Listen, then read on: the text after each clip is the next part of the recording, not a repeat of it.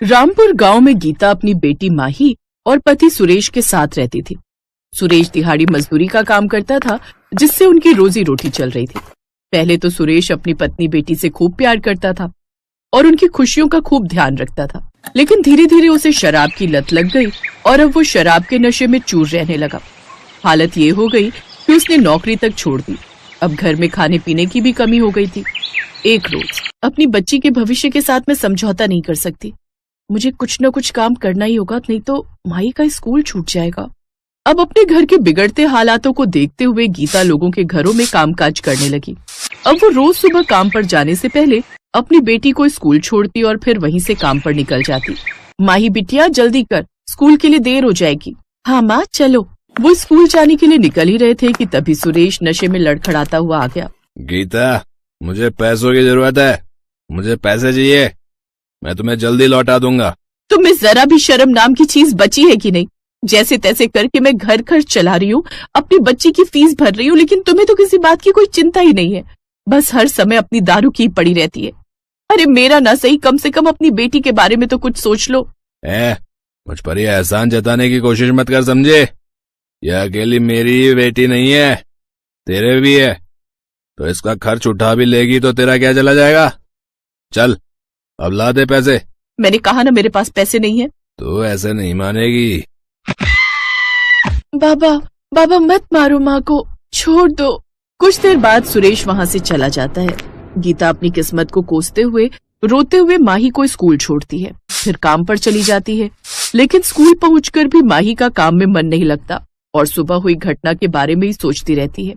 उधर गीता काम पर पहुंचती है और काम करने लगती है। कुछ देर बाद उसकी मालकिन, गीता, पड़ोस में रहने वाली कमला काकी की तबीयत कुछ ठीक नहीं है, मैं उन्हें देखने जा रही हूँ। तुम काम खत्म करके लॉक कर देना और चाबी मुझे दे देना। ठीक है मालकिन। सारा काम खत्म कर गीता मालकिन को चाबी दे देती है, जिसके बाद वो घर आ जाती है। शाम को सुरेश फिर घर आता है और उससे पैसे मांगने लगता है, लेकिन जब गीता मना कर देती तो वो कोई ना कोई सामान उठाकर बेच आता और उन पैसों से दारू पीता। धीरे धीरे उसने काफी सामान बेच दिया था। ऐसे ही एक रोज जब गीता सब्जी बनाने के लिए कढ़ाई ढूंढती है तो अरे कढ़ाई कहाँ गई? हो ना हो ये उस आदमी का ही काम है, उसने वो कढ़ाई भी बेच दी। अब मैं अपनी बच्ची के लिए सब्जी किस में बनाऊंगी? एक काम करती हूँ, पड़ोस वाली काकी से कुछ देर के लिए मांग कर ले आती हूँ। गीता पड़ोस की काकी से कढ़ाई ले आती है। फिर कुछ दिन बाद तनख्वाह मिलने पर वो एक नई कढ़ाई खरीद लेती है और काम पर जाने से पहले उसे बक्से में छुपा कर रख देती है। लेकिन सुरेश उसे भी देख लेता है और जब गीता उसे वो कढ़ाई बेचने से मना करती है तो वो फिर से उसकी खूब पिटाई करता। रोज रोज अपने घर पर दिन रात लड़ाई झगड़े देख अब माही काफी परेशान रहने लगी थी। अपनी माँ की ऐसी हालत देख माही अंदर ही अंदर घुटती। फिर एक रोज स्कूल में, माही तू जानती है कल तो क्रिसमस है और उस दिन सांता से जो भी मांगो वो सब देते हैं। क्या सच में? हाँ, और आज ना हम बाजार वाले रास्ते से घर चलेंगे, देखना बाजार में क्रिसमस की कितनी धूम होगी। वो दोनों स्कूल की छुट्टी होने के बाद बाजार वाले रास्ते से घर जाते हैं, जहाँ हर तरफ क्रिसमस ट्री और सेंटा और गिफ्ट से बाजार सजे हुए थे। लेकिन माही के पास पैसे नहीं होते, इसलिए वो खाली हाथ ही घर आ जाती है। अगले दिन क्रिसमस पर स्कूल की छुट्टी थी, इसलिए गीता के काम पर जाते ही माही भी खेलने चली गई थी। दिन में जब घर लौटी तो देखा कि सुरेश फिर से गीता के साथ मारपीट कर रहा है। ये देख माही घबरा गई और परेशान होकर जंगल के पास वाली नदी के पास जाकर बैठकर रोने लगी। तभी उसके सामने लाल कपड़ों में खड़ा सेंटा नजर आता है। हेलो माय चाइल्ड, तुम क्यों रो रही हो? आज मैं धरती लोक पर सब बच्चों को गिफ्ट देने आता हूँ। बोलो तुम्हें क्या गिफ्ट चाहिए? नहीं, मुझे गिफ्ट नहीं चाहिए। तो मुझे बताओ तुम्हें क्या तकलीफ है? माही रोते हुए उसे सारी बात बताती है। सेंटा उसे एक छोटा सा क्रिसमस ट्री देता है जो कि लगातार रोशनी से जगमगा रहा था।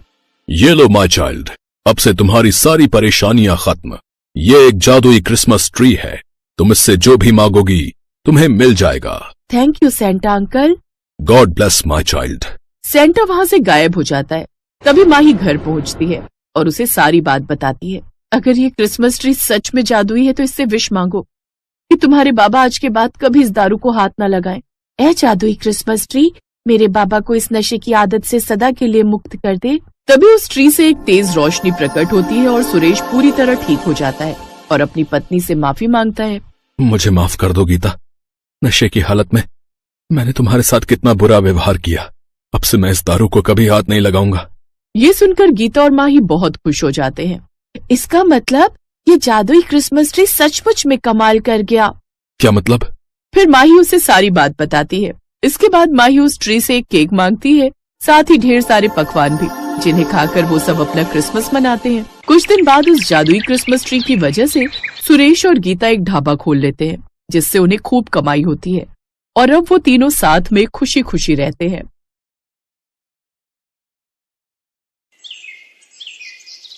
क्रिसमस का त्योहार आने वाला था। लोग अपने अपने घरों में क्रिसमस की तैयारियां कर रहे थे, पर सोनी का मन उदास था। वो सब लोगों को अपने अपने घरों की साज सजावट करते देख रही थी। तभी उसे अपनी माँ के रोने की आवाज आई और वो अंदर भागी। भाभी, मैंने कपड़े बहुत ध्यान से धोए थे। मुझे नहीं पता आपकी साड़ी पर ये दाग कैसे लग गया। शायद आपकी साड़ी की फॉल का रंग साड़ी पर आया है। मेरे आगे जुबान लड़ाती है, हमारा खाकर हम पर ही जोर चलाती है। तेरा पति तुझे छोड़कर भाग गया, तू और तेरी बेटी यहाँ रहकर मुफ्त की रोटियां तोड़ रही हो। किरण, तुम भी बहुत सीधी हो। अच्छे से इन दोनों माँ बेटी से काम लिया करो। तुम काम वाली को हटा दो। कल से बर्तन झाड़ू का काम सोनी कर लेगी। आप ठीक कह रहे हो। सुमन, तू रसोई और कपड़े संभालती है, इसीलिए सफाई बर्तन में देर हो जाती है। अब से सोनी बर्तन सफाई करेगी। पर भाभी, सोनी स्कूल कैसे जाएगी? सुबह उसका स्कूल होता है। सुन लो सुमन, सोनी कल से स्कूल नहीं जाएगी। मेरे पास इतने पैसे नहीं है कि मैं सोनी की भी पढ़ाई का खर्चा उठा सकूं। क्या जरूरत थी विवेक को भागने की घर छोड़कर?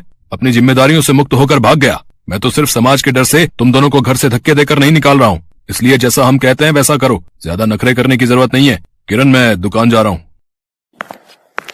सुमन की आंखों में आंसू आ जाते हैं। 6 महीने पहले सुमन का पति विवेक बिना बताए कहीं चला गया और 6 महीने से विवेक का कुछ पता नहीं। सुमन अपनी बेटी सोनी के साथ घर को छोड़कर भी नहीं जा सकती। उसे लगता है कभी न कभी विवेक जरूर लौट कर आएगा, इसीलिए वो अपनी जेठानी के साथ रहने पर मजबूर है।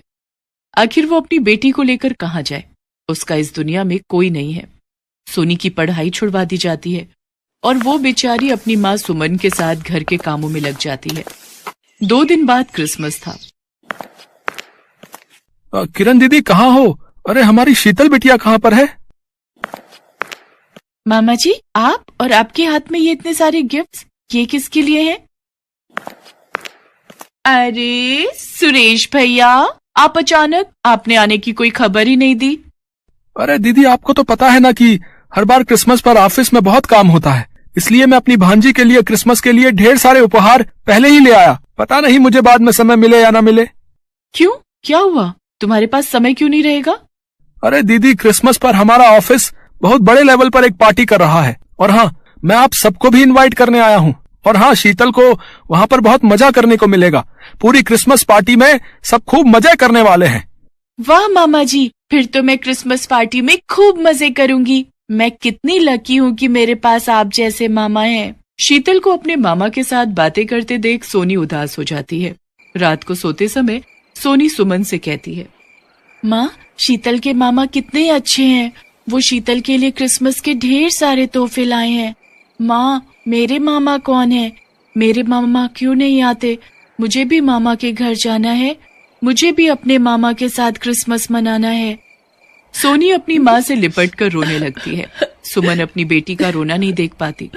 तभी सुमन की नजर आसमान में चमकते चांद पर जाती है। सोनी, वो देख, सामने जो चंदा मामा है ना, वही तुम्हारे मामा है। वो देख, तुझे देखकर मुस्कुरा रहे हैं ना। चल, अब तू उनसे ढेर सारी बातें कर। माँ, क्या सचमुच चंदा मामा मेरे मामा हैं? फिर तो मैं उनके साथ क्रिसमस भी मनाऊंगी। वो मुझे उपहार देंगे ना माँ? मुझे भी अपने मामा के घर जाना है, उनके साथ क्रिसमस मनाना है।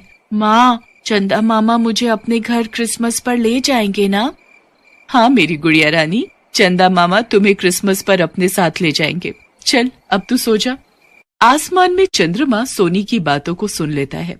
इस बच्ची ने मुझे बहुत प्यार से याद किया है। मुझे इसे धरती पर लेने जाना ही होगा। अगले दिन क्रिसमस था। शीतल अपने मम्मी पापा के साथ तैयार होकर अपने मामा के घर पार्टी में जाने के लिए तैयार हो जाती है। ओ सोनी, इधर आ। ये ले 5 रुपए रख, टॉफी खरीद के खा लेना। आज क्रिसमस है इसलिए दे रही हूँ। सुनो जी, देर हो रही है। सुरेश हम सबका इंतजार कर रहा होगा। मम्मी, आपने सोनी को पैसे क्यों दिए?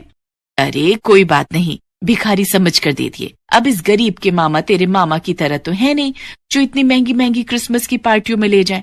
इसलिए मैंने सोचा इसे 5 रुपए दे देती हूँ, टॉफी ले लेगी। सुमन, घर का काम खत्म कर लेना, हम लोग कल सुबह तक लौटेंगे। सुमन की जेठानी और शीतल क्रिसमस पार्टी में चले जाते हैं। सुमन घर के कामों में लग जाती है। सोनी का मन उदास था। सब लोग क्रिसमस डे मना रहे थे। सोनी चंद्रमा की तरफ देख रही थी और मन ही मन उदास भी हो रही थी। अचानक उसे चंद्रमा में से एक सफेद सीढ़ी उतरती दिखाई दी। वो सीढ़ी सोनी के पास आकर रुक जाती है और उस सीढ़ी पर सोनी किसी को उतरते हुए देखती है। सोनी घबरा जाती है। सोनी के सामने सफेद रंग की पोशाक पहने बिल्कुल राजकुमारों जैसा एक व्यक्ति खड़ा था। आप कौन हो? तुमने मुझे पहचाना नहीं? मैं ही तो तुम्हारा चंदा मामा हूँ। मैं तुम्हें चांद पर क्रिसमस पार्टी के लिए लेने आया हूँ। जल्दी से चलो, चांद पर क्रिसमस पार्टी का आयोजन चल रहा है। क्या? सचमुच? माँ देखो, चंदा मामा आ गए। सोनी की आवाज सुनकर सुमन बाहर आती है। वो भी घबरा जाती है। बहन घबराओ नहीं, सोनी ने मुझे दिल से अपना चंदा मामा बोला है और तुमने भी तो सोनी को यही कहा है कि मैं उसका मामा हूँ। आओ सोनी, आओ सुमन बहन, मेरे साथ चांद पर चलो। चंद्रमा के साथ बहुत सारे सितारे भी सोनी और सुमन का स्वागत कर रहे थे और सब गीत गा रहे थे।